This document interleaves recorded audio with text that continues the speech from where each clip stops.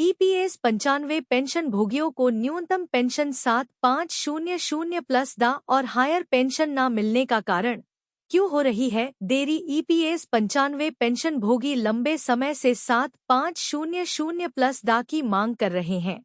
बार बार आश्वासन मिलने के बावजूद उनकी मांग अब तक पूरी नहीं हो पाई है। अभी न्यूनतम पेंशन 1000 रुपये है, उसको बढ़ाने में सरकार दिलचस्पी क्यों नहीं ले रही है। वहीं पर सुप्रीम कोर्ट के फैसले के बाद भी हायर पेंशन मिलने में भी देरी हो रही है। आखिर न्यूनतम पेंशन बढ़ाने और हायर पेंशन मिलने में भी देरी का क्या कारण है, चलिए पूरी सच्चाई जान लेते हैं। एक आंदोलन में अधिकांश ईपीएस 95 पेंशन भोगियों की भागीदारी नहीं। ईपीएस 95 पेंशन भोगियों की कुल संख्या लगभग 78 लाख है, लेकिन बहुत सारे पेंशन भोगी बहुत सारी चीजों से अवगत नहीं होते हैं, इसलिए वह किसी आंदोलन में भाग नहीं ले पाते हैं। इससे यह मुद्दा व्यापक स्तर पर उठ नहीं पाया है और न ही पर्याप्त समर्थन प्राप्त कर सका है। बहुत सारे पेंशन भोगी पेंशन मुद्दों के प्रति जागरूक नहीं हैं, वे इनसे अनभिज्ञ हैं, इसलिए इन मुद्दों पर ध्यान नहीं दे पा रहे हैं। 2. सभी संबंधित ईपीएस 95 यूनियन के बीच एकता की कमी। आंदोलन या कानूनी प्रक्रिया में शामिल सभी संबंधित ईपीएस 95 यूनियनों के बीच एकता की कमी है।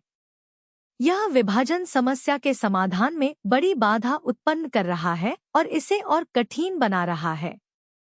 ईपीएस 95 पेंशनरों और सदस्यों के बीच जागरूकता बढ़ाने के लिए प्रभावी अभियानों की कमी है। यदि सही तरीके से जागरूकता अभियान चलाए जाते तो पेंशनरों और सदस्यों को उनके अधिकारों के बारे में सही जानकारी मिलती और वे संगठित होकर अपने हक की लड़ाई लड़ सकते थे।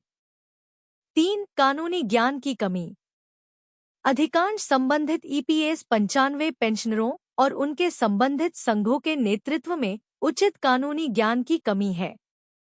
वे न्यूनतम पेंशन या हायर पेंशन मुद्दों पर ईपीएफओ, भारत सरकार और अदालत को सही कानूनी तर्क देने में सक्षम नहीं है और इन मुद्दों को कानूनी पहलुओं के साथ सही तरीके से समझने की अनिच्छा दिखा रहे हैं।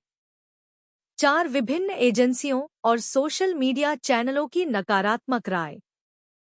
विभिन्न एजेंसियां, विशेष रूप से कई सोशल मीडिया चैनल और कई ईपीएस 95 पेंशनर और सदस्य न्यूनतम पेंशन या हायर पेंशन मुद्दों के खिलाफ लगातार तर्क दे रहे हैं।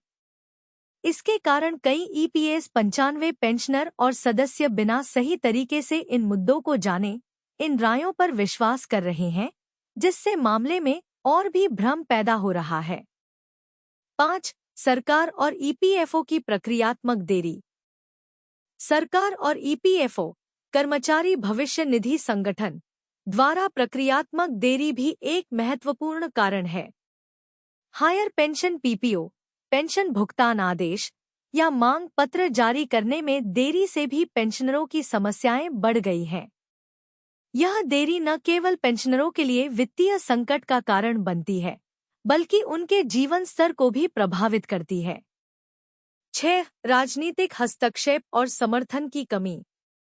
ईपीएस 95 पेंशन मुद्दों पर राजनीतिक हस्तक्षेप और समर्थन की कमी भी एक महत्वपूर्ण कारक है।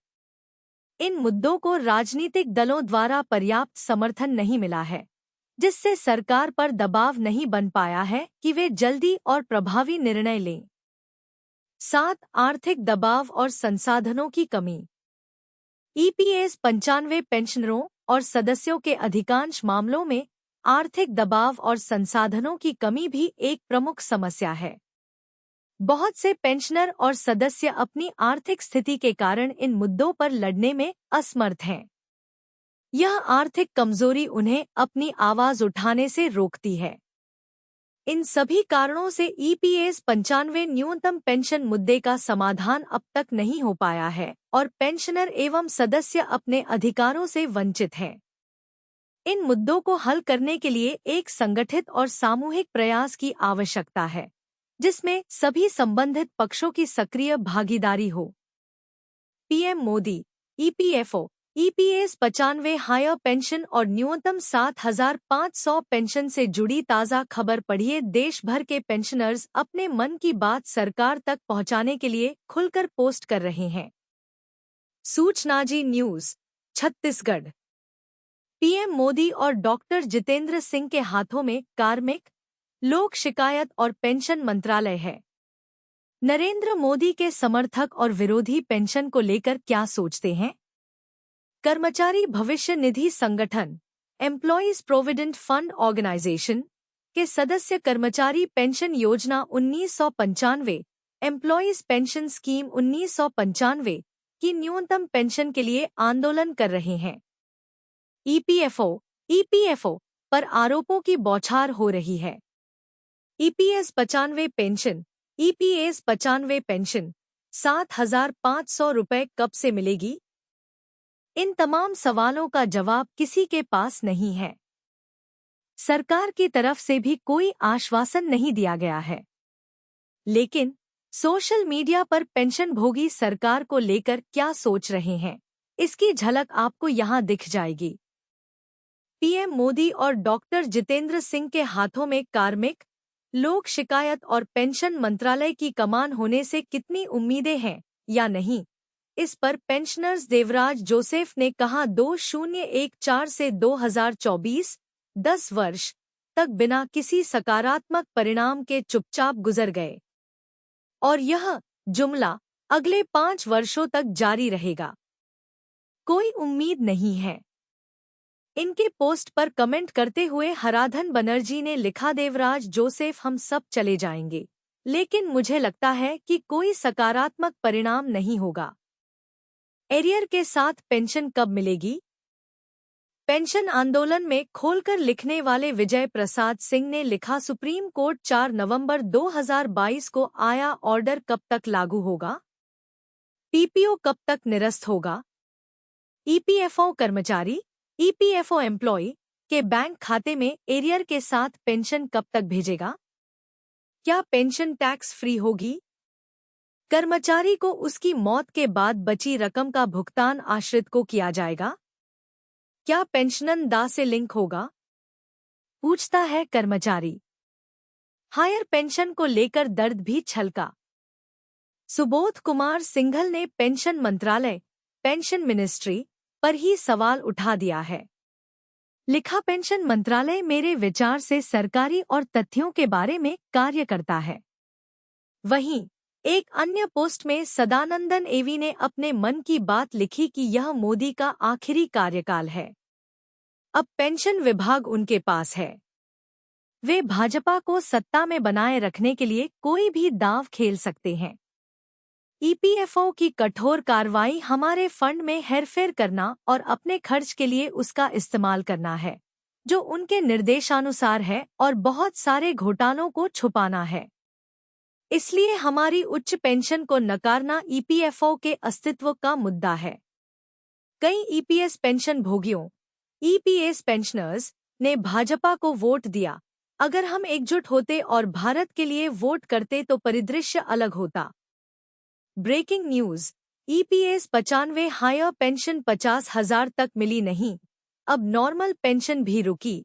भटक रहे सेल कर्मचारी अधिकारी। कर्मचारी उच्च पेंशन योजना 1995 एम्प्लॉयज हायर पेंशन स्कीम 1995 के लिए देश भर में ज्वाइंट ऑप्शन फॉर्म भरे जा चुके हैं। अजमत अली, भिलाई। कर्मचारी भविष्य निधि संगठन एम्प्लॉयज प्रोविडेंट फंड ऑर्गेनाइजेशन पर एक और सवाल उठ गया है। ईपीएफओ पर आरोप लगाया जा रहा है कि ईपीएस 95 हायर पेंशन चालू किया नहीं, अब नॉर्मल पेंशन भी रोक दिया है। नॉर्मल पेंशन नहीं बनने की वजह से कर्मचारी और अधिकारी परेशान हो रहे हैं।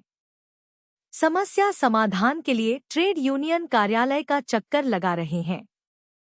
सही जानकारी के लिए ईपीएफओ और उच्च प्रबंधन तक बात पहुंचा रहे हैं। कर्मचारी उच्च पेंशन योजना 1995 एम्प्लॉयज हायर पेंशन स्कीम 1995 के लिए देश भर में ज्वाइंट ऑप्शन फॉर्म भरे जा चुके हैं। ताज़ा मामला steel authority of India limited का है। सेल की यूनिट भिलाई स्टील प्लांट के कर्मचारी और अधिकारी आरोप लगा रहे हैं कि 58 साल की आयु पूरी हो चुकी है, लेकिन अब तक नॉर्मल पेंशन भी चालू नहीं हो सकी है। ऐसा क्यों हो रहा है, इसकी सही जानकारी तक साझा नहीं की जा रही है।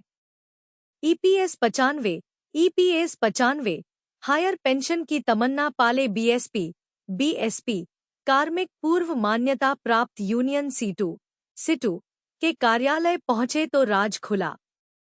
महासचिव जेपी त्रिवेदी ने सूचनाजी.com को बत्या की नॉर्मल पेंशन के रूप में करीब 4,000 से 5,000 के बीच राशि बनती है। जिन कर्मचारियों और अधिकारियों की उम्र 58 साल पूरी हो चुकी है, उनको पेंशन का लाभ मिलना शुरू हो जाता है। ईपीएस 95 हायर पेंशन से पहले नॉर्मल पेंशन क्यों जरूरी? सीटू महासचिव जगन्नाथ प्रसाद त्रिवेदी बताते हैं कि ईपीएस 95 हायर पेंशन के लिए ज्वाइंट ऑप्शन फॉर्म भरा गया है। ईपीएफओ को प्रक्रिया पूरी करके उच्च वेतन पर उच्च पेंशन देनी है।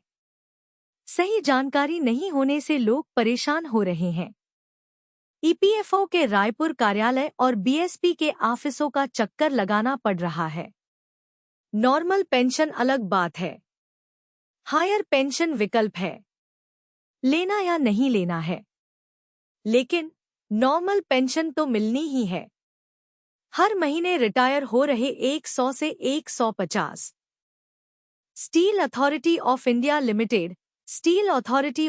लिमिटेड से हर महीने 1,000 से अधिक कर्मचारी और अधिकारी रिटायर हो रहे हैं।